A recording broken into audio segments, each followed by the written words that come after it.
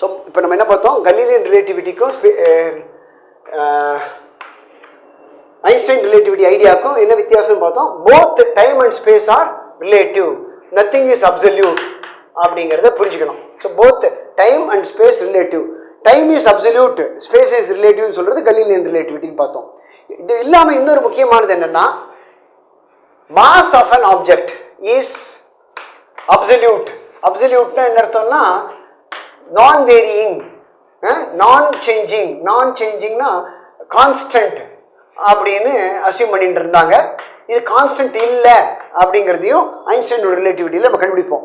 இதனால தான் நான் எப்போவுமே இன்சிஸ்ட் பண்ணுவேன், நியூட்டனுடைய நியூட்டன் காலத்தில் கலீலியன் ரிலேட்டிவிட்டி தான் இருந்தது. ஆனால் நியூட்டன் அவருடைய நியூட்டன்ஸ் லாஸை பற்றி சொல்லும் பொழுது செகண்ட் லா ஆஃப் நியூட்டன் என்ன, force is equal to rate of change of momentum அப்படின்னு தான் சொல்லியிருக்காரு. அவர் rate of change of momentum சொல்லியிருக்காரு. எஃப் இஸ் ஈக்குவல் டு எம்ஏன்னு சொல்லலை, அது புரிஞ்சுக்கணும். எஃப் இஸ் ஈக்குவல் டு எம்ஏங்கிறது ஒரு ஸ்பெஷல் கண்டிஷன். எப்போ பார்க்கலாமா, பாருங்க, நியூட்டன் செகண்ட் லா என்னது, force is equal to rate of change of momentum. பிங்கிறது என்ன, mv. அப்போ சப்ஸ்டியூட் பண்ணினா என்ன ஆகும், d by dt ஆஃப் mvன்னு வரும். இப்போ நம்ம டிஃபரன்ஷியல் லா பிரகாரம் ப்ராடக்ட் ஆஃப் டிஃபரன்ஷியல் எப்படி எழுதுவோம், நம்ம dm by dt v கான்ஸ்டன்டாக ட்ரீட் பண்ணிப்போம், ப்ளஸ் m கான்ஸ்டன்டாக வச்சுட்டு dv by dtன்னு எழுதுவோம். தெரியுறதா? இப்போ அந்த நியூட்டன் காலத்திலேருந்து ஐன்ஸ்டைன் காலம் வரைக்கும் மாஸ் இஸ் அ கான்ஸ்டன்ட் வச்சதால இது 0ன்னு போட்டுருவாங்க. புரியுறதா? அப்போ பாக்கி இருக்கிறது என்ன, m, dv by dt is acceleration. So f is equal to ma. f is equal to maங்கிறது எப்போ முடியும், mass constant does not change with time அப்படின்னு எடுத்துட்டா மட்டும்தான் f is equal to ma. In fact அதான் நான் சொல்லுவேன், நியூட்டன் லாவை நீங்கள் Newton law of second law of Newton சொல்லு அப்படின்னு சொன்னால் rate of change of momentum is ஃபோர்ஸ்னு சொல்லணுமே தவிர f is equal to ma சொல்லாதீங்க. ஏன்னா இந்த இடத்துல இன்னொரு எக்ஸ்பெரிமெண்ட், ஒரு சின்ன எக்ஸாம்பிள் சொல்லட்டுமா, f is equal to ma எடுத்துட்டா தப்பு பண்ணுறதுக்கு ராக்கெட் மோஷன் எடுத்துக்கலாம். ராக்கெட் தெரியும்ல,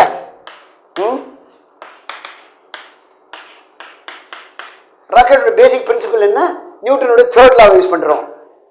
ஆக்ஷன் இஸ் கம்பஸ்டபிளாக இருக்கிற கேஸை கம்பஸ்ட் பண்ணி கீழே ஃபோர்ஸாக தள்ளும் பொழுது ஆப்ஜெக்ட் மேலே போகிறது. ஸோ தேர்ட் லாவை டிபெண்ட் பண்ணியிருக்கான்.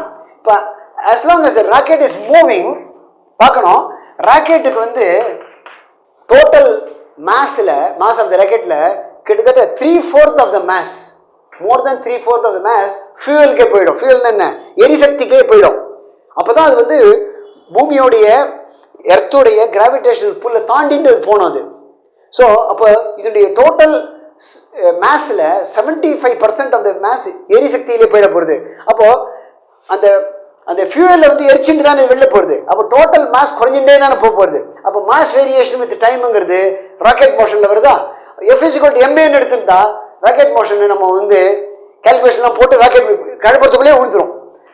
நான் சொல்கிறது F is equal to DP by டிடின்னு எடுத்து மாஸ் வேரியேஷன் எடுத்துட்டா தான் நம்ம கரெக்டாக கொண்டு போய் அந்த ஆர்பிட்டில் கொண்டு போய் அந்த சேட்டலைட்டை விடுறதோ அதெல்லாம் பண்ண முடியும். F is equal to MA எடுத்திருந்தா கிளம்புறதுக்கு முன்னாடியே விழுந்து போயிடும். நான் சொல்கிறது புரிஞ்சுதான் தான். ஸோ இது ஒரு முக்கியமான example where mass is varying with time. அதனால தான் நியூட்டன் லாவை நம்ம எப்படி எக்ஸ்பிரஸ் பண்ணணும், ரேட் ஆஃப் சேஞ்ச் ஆஃப் மொமெண்டம்னு எக்ஸ்பிரஸ் பண்ணோம். ஸோ இந்த இடத்துல டே டு டே லைஃப்பில் மாஸ் வேரியேஷன் எப்பவுமே இருக்காது. அதனால தான் என்ன பண்ணுறோம், mass is also constant olden டேஸில் எடுத்துட்டோம்.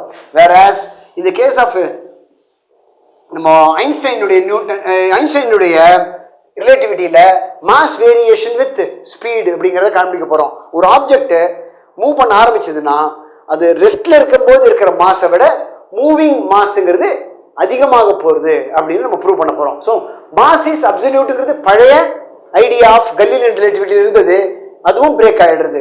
எப்படி பாரு, டைம் அப்சல்யூட்டாக இருந்தது பிரேக் ஆச்சு, மாஸ் அப்சல்யூட்டாக இருந்தும் பிரேக் ஆக போகிறது. இது ரெண்டு நம்ம பார்க்கலாம். இப்போது ஒரு ஐன்ஸ்டைன் ரிலேட்டிவிட்டியை பற்றியோ கலீலியன் ரிலேட்டிவிட்டியை பற்றி படிக்கிறது தான் ரெண்டு பேர் அப்சர்வ் பண்ணுறாங்கன்னு சொன்னோம் இல்லையா.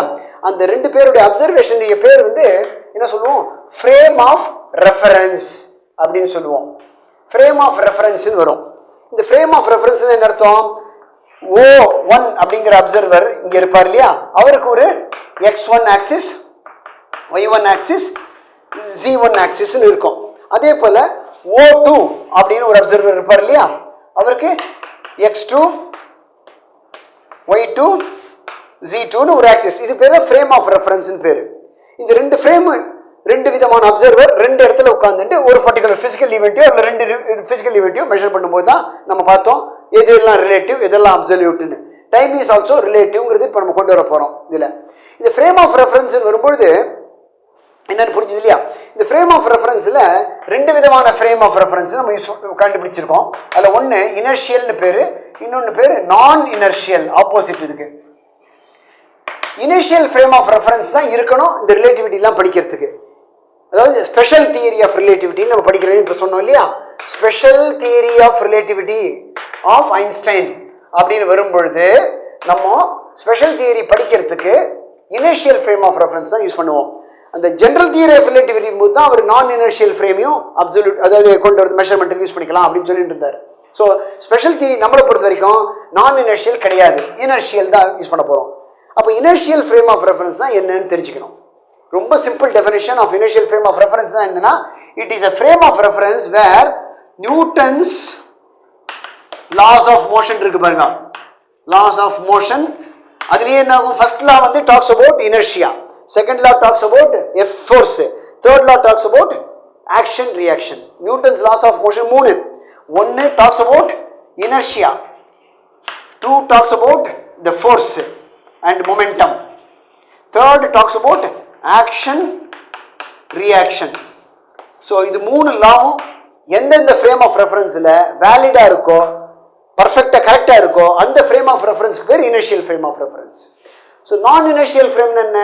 அந்த மூணு லாவும் வேலிடாக இருக்காது. அந்த மூணு லாவும் வேலிடாக இருக்கான்னு அந்த மூணு லாவை நம்மளால் அந்த ஈவெண்ட்டுக்கு அப்ளை பண்ணி ப்ரூவ் பண்ண முடியாது. அப்படி இருந்ததுன்னா அந்த ஃப்ரேம் ஆஃப் ரெஃபரன்ஸ் பேர் நான் இனிஷியல் ஃப்ரேம் ஆஃப் ரெஃபரன்ஸ் பேர். நம்ம இனிஷியல் ஃப்ரேம் ஆஃப் ரெஃபரன்ஸை தான் யூஸ் பண்ணிக்க போகிறோம். So inertial frame of reference is a reference frame where Newton's three laws of motion is valid அப்படின்னு சொல்லி நம்ம டெஃபினிஷன் பண்ண போகிறோம். அப்போ எதெல்லாம் எக்ஸாம்பிள் கொடுக்கலாமா? அப்போ rest frame on earth is an example of inertial frame. Rest frame na a person who is at rest with respect to earth. இப்போ நம்ம வந்து எர்த் சுற்றின்னு இருக்கு, தன்னைத்தானே சுற்றுறது, சூரியனையும் சுற்றி வருது.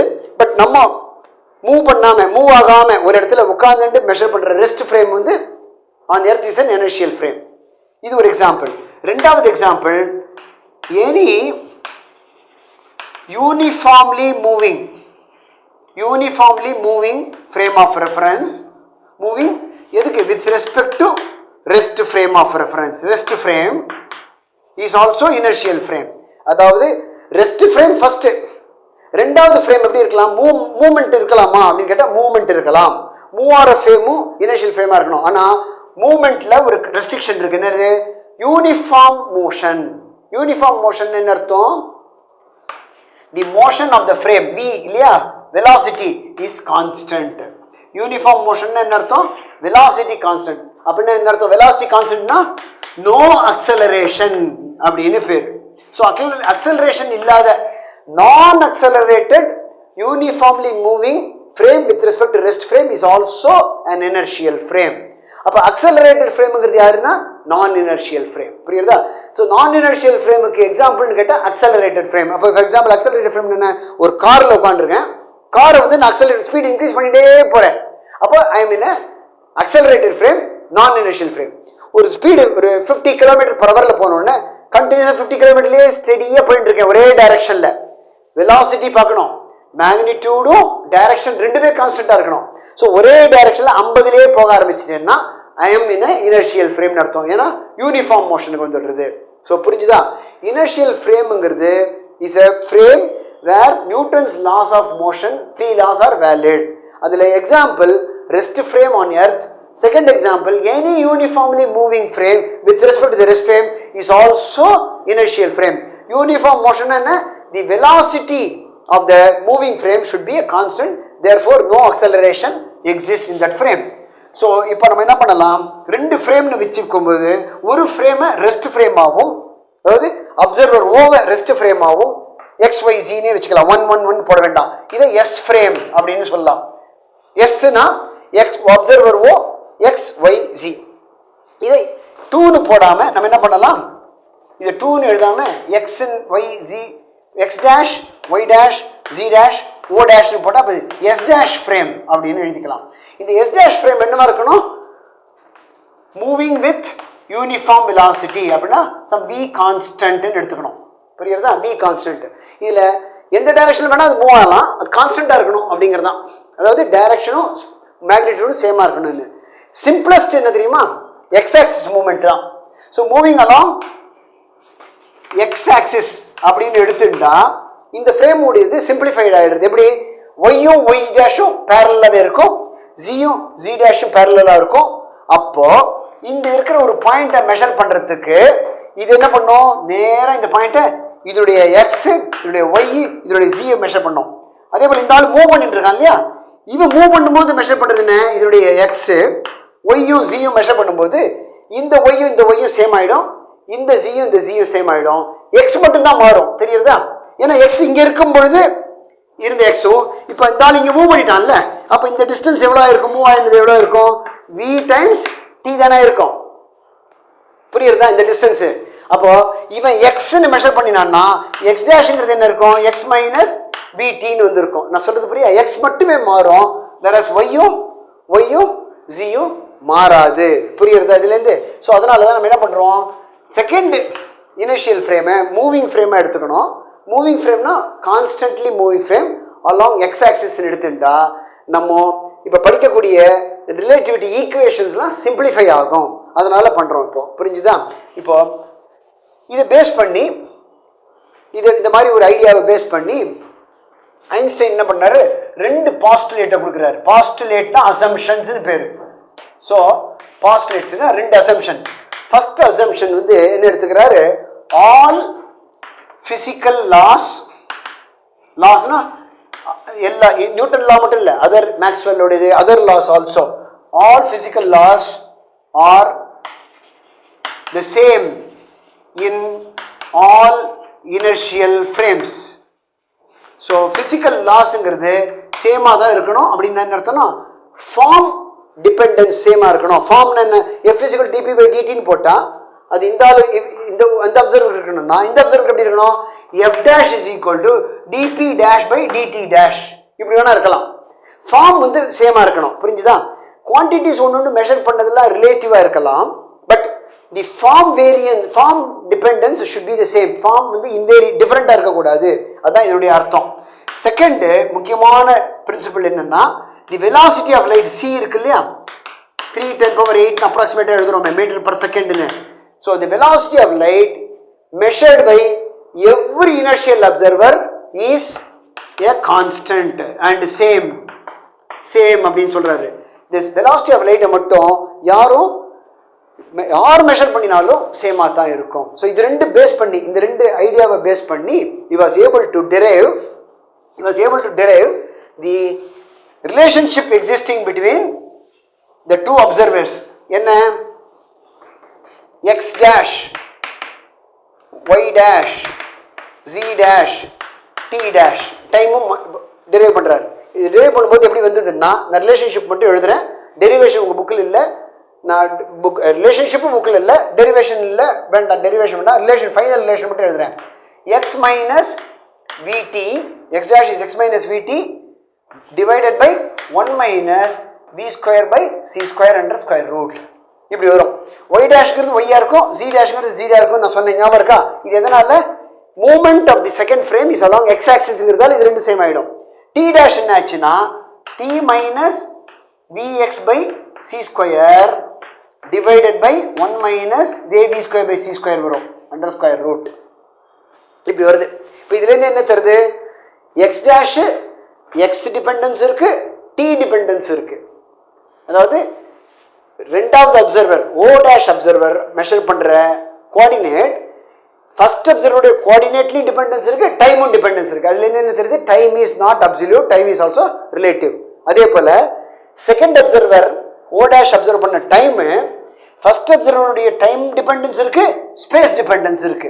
ஸோ ஸ்பேஸும் டைமும் ஒன்றுக்கு ஒன்று பின்னி தான் இருக்கே தவிர இது தனியாக ஸ்பேஸ் மட்டுமே இல்லை, இது தனியாக டைம் மட்டுமே இல்லை. இது புரிஞ்சுதா? இப்போ இது ரெண்டு நம்ம எடுத்துக்க போகிறது இல்லை, ஃபர்தராக கால்குலேஷனுக்கோ அல்லது ஐடியாக்கோ இது ரெண்டு எடுத்துக்கலாம். இந்த ரிலேஷன்ஷிப்பை ஐன்ஸ்டைன் டெரைவ் பண்ணுறார். இதுக்கு முன்னாடியே ஐன்ஸ்டைன் ஜஸ்ட் முன்னாடி இது வேற ஒரு கான்டெக்ட்ல ஒருத்தர் டெரைவ் பண்ணிருந்ததால அந்த ஆளு பேரு Lawrence.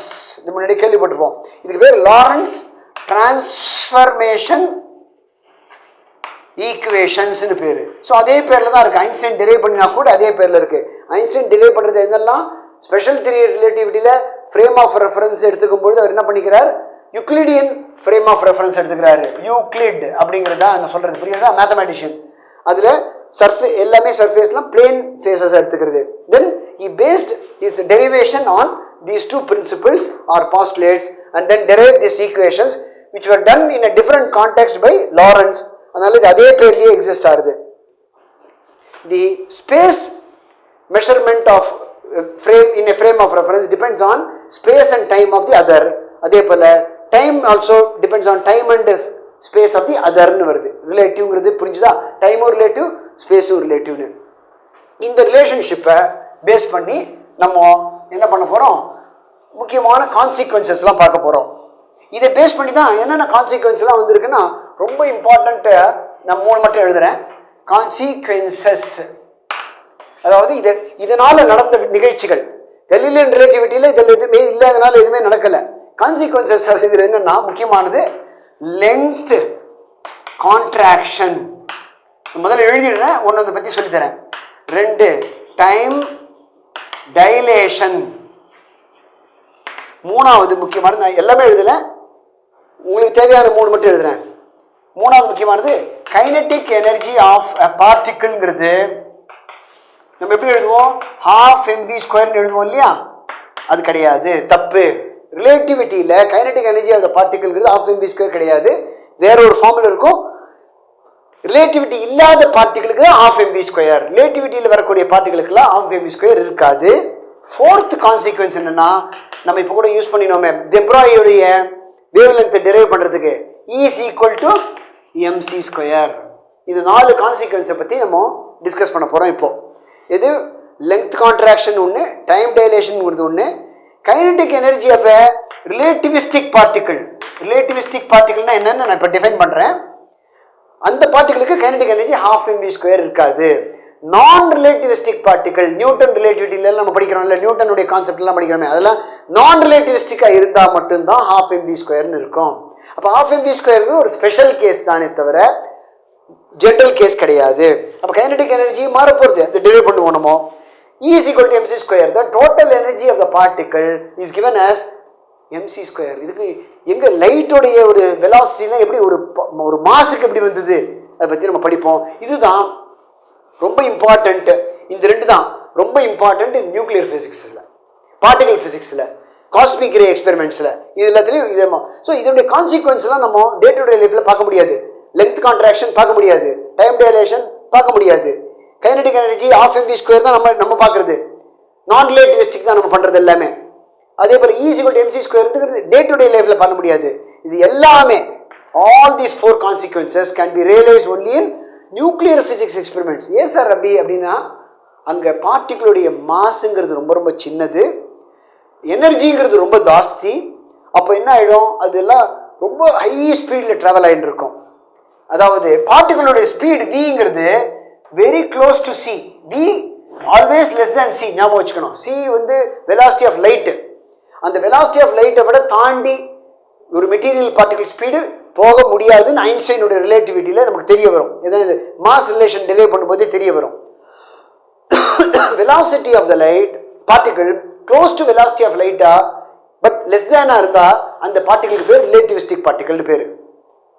Velocity of light very very small compared to the velocity of லைட்னா அதுக்கு பேர் நான் ரிலேட்டிவிஸ்டிக் பார்ட்டிகல்னு பேர். ஸோ இது கம்மியாக இருக்கும் பட் க்ளோஸாக இருக்கும், இதுக்கு பேர் தான் ரிலேட்டிவிஸ்டிக் பார்ட்டிகிள் அப்படின்னு பேர். இது நான் ரிலேட்டிவிஸ்டிக் பார்ட்டிகிள்னு பேர். இப்போ நம்ம என்ன பண்ணலாம், இந்த 4 பாயிண்ட் இப்போ டிஸ்கஸ் பண்ண ஆரம்பிக்கலாம்.